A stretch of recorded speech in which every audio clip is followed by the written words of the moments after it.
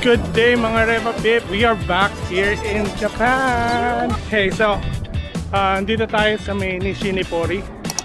Dito tayo nakakuha ng accommodation natin, and basically it's a first day. So this morning we arrived from Narita, and okay naman, medyo naging okay naman yung flight. Medyo delay lang, nagkaroon lang ng almost siguro mga more than an hour delay. I don't know why, pero we flew in through AirAsia, and we arrived in Narita this morning. Medyo hindi ko na lang na-vlog kasi mainit. It's summer season here, and medyo malapit sa kung ano yung climate or temperature na meron tayo sa Pilipinas. Okay, so today we're heading to Ueno. Titingin-tingin lang tayo ng kung ano man ang pwedeng puntahan doon. It's currently 6:54, so it's almost 7 PM Japan time. Okay, so tara, punta tayo sa Ueno. Let's go!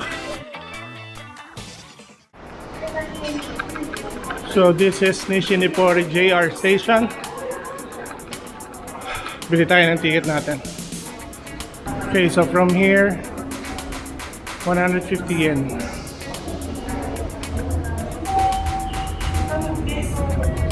Okay po.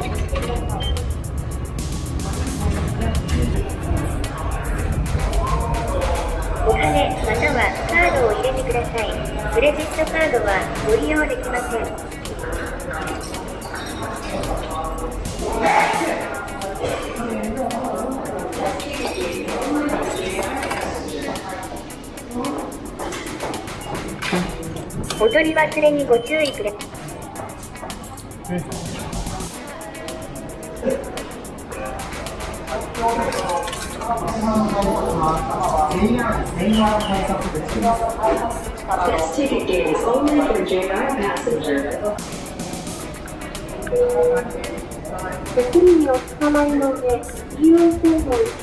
Okay, so we're riding Yamanote line for Ueno.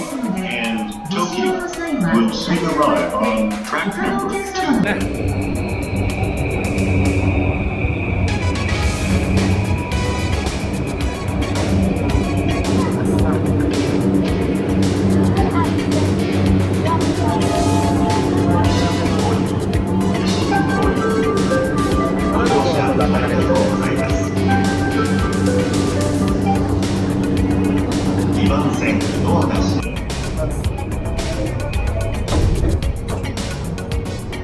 Okay, so from Nishinipori 3 stations to Ueno.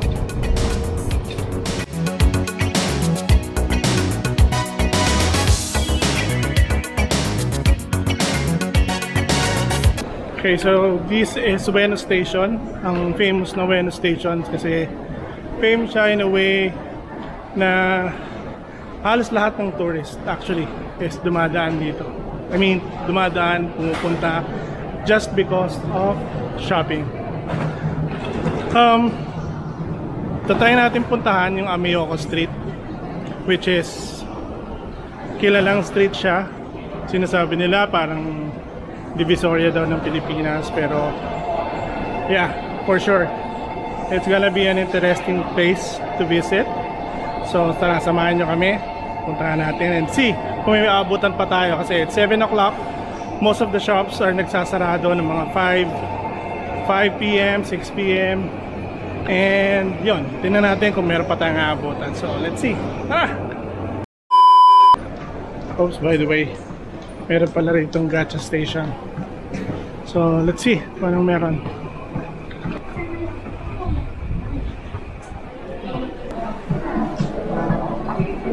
More interesting to.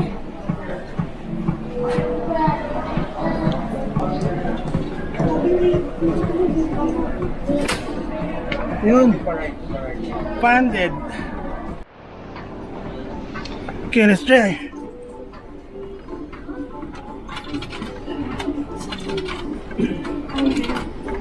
Funded for 5 100 yen.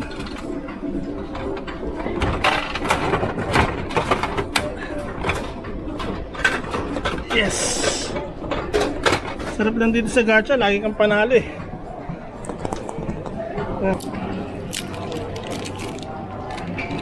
Hindi.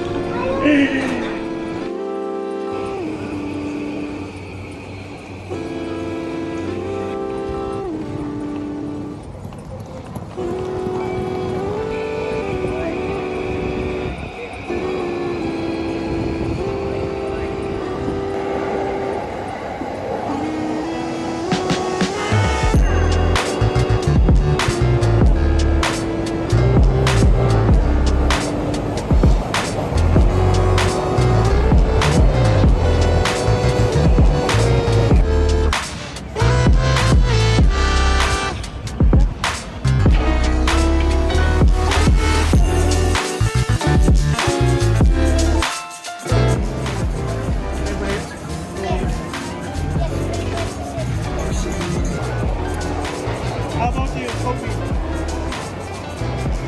Strawberry, panghulo. Is it good?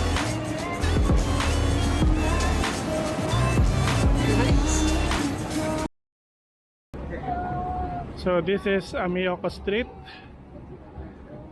Nighttime. Natin yung mga mabibili rito. So you have drugstore there. Restaurants. Ito mga to, ito yung mga izakaya kung tawagin eh. Yung mga easy to grab, quick meal na pwede mong partneran ng drink. So there's Super Dry, Asahi. Yan. So look. This is the famous Amiyoko Street. So dito sa right side, yan yung mga shops. Meron damit, sapatos, anything na gusto mo. And dito, ano natin. So makikita mo maraming food stalls, and mga raw, mga parang wet market nila sa umaga. So as you can see, medyo sarado na. Pero itong buong street na to are mostly food items. Okay? Ikot pa tayo. Tingnan pa natin kung anong meron. Okay? Let's go!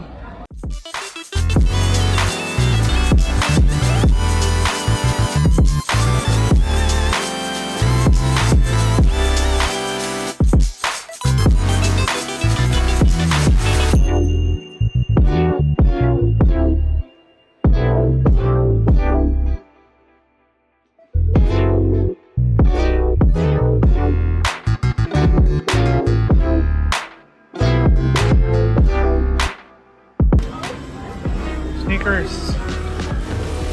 Saan yung mga presyo niya?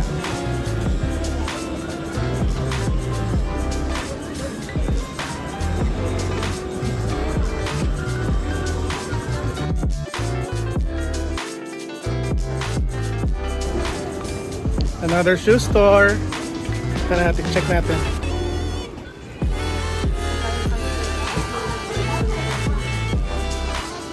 Wala.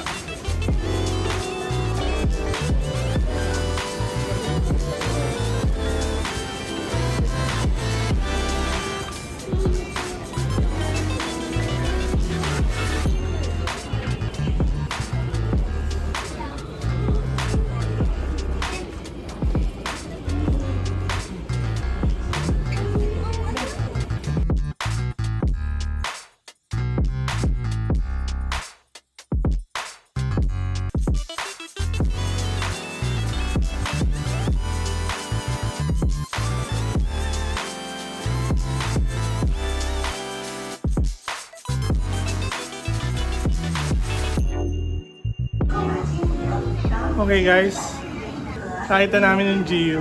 So, dito na lang muna tayo mag-ikot. Okay? Pakita ko sa inyo kung anong meron.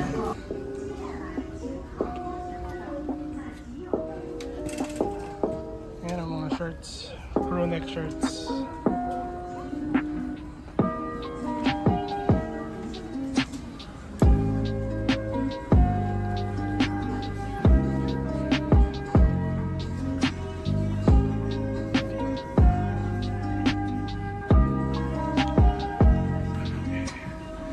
Okay, maganda mamili ngayon dito sa GU kasi summer collection pa rin sila. Probably next month or sa mga susunod na araw baka magpalit na sila kasi malapit nang mag fall ulit. So marami silang sinisare ngayon.